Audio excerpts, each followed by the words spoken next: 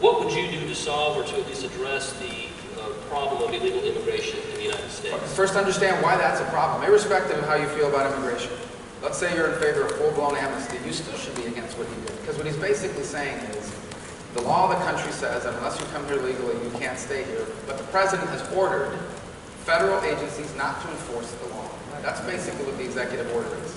And I've ordered them not to enforce the law on 4, 5, 6 million people, not on a finite small group, in an instance where the law's application might lead to an unintended consequence, but a widespread ignoring of the law. In addition to undermining our republic, it's actually set back the cause of immigration reform because it gives credence to the argument that we don't trust the federal government to enforce the law.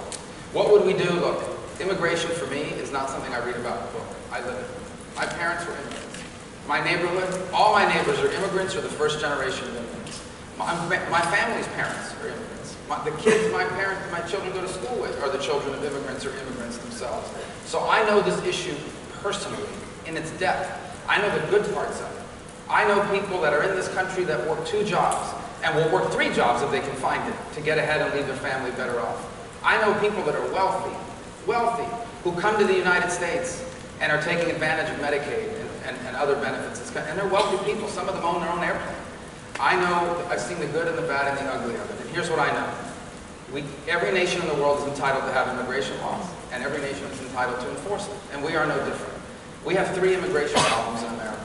Problem number 1 is we have 12 to 14 million people here illegally, maybe more. Problem number 2 is we have a legal immigration system that is completely broken and outdated. And problem number 3 is we still have people coming illegally, despite the fact that 1 million people a year immigrate to the United States permanently. We have to address all 3 of those issues. Here's how we can't do it. We will not be able to do it in one massive piece of legislation. The votes aren't there, and Congress has done, and the American people have had a terrible experience with massive pieces of legislation over the last 10 to 15 years. For me, the only way forward begins by proving to the American people that illegal immigration is under control. It does require a wall in key sectors of the border. It also requires more border patrol, more cameras, sensors, and drones. It also requires a mandatory e-verify system.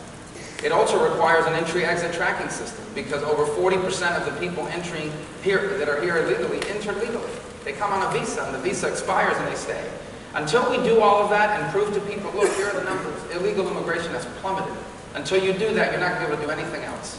Once you've done that, step 2.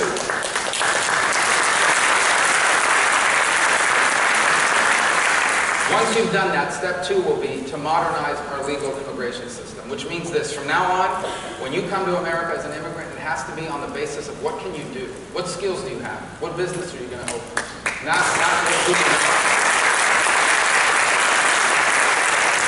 believe if we can do those 2 things, then I think the American people are going to be very reasonable about what do you do with someone who's been here 20 years, who has not otherwise violated the law, because if they're a criminal, they can't stay. But if they're not, they haven't otherwise violated the law, they've been here 20 years, they've learned English, they're going to pay a fine, they're going to start paying taxes. I think people are going to be very reasonable about what to do in that situation, but not until you've done those other 2 things. And here's why. Because people are willing to be reasonable about what we have now, but not if it's going to happen again. In essence, they're not prepared to deal with 10 million people that are here illegally, or 6 million, or 4 million, or whatever it is, if in 5 years there's going to be 5 million more, or 10 million more. And that's not an unreasonable thing. Guatemala has immigration laws. Mexico has immigration laws. Canada has immigration laws. Every country in the world has immigration laws. We do too. And if we don't enforce them, they're meaningless. And by the way, here's my last point. I know I've gone too long, but this is an important issue. You know who all of this is really unfair to? And no one ever talks about that. Because they don't show up in protest events. They don't have a special interest group that's pushing for their cause. You know who this is really hurting? The people that are trying to come legally. By the millions around the world.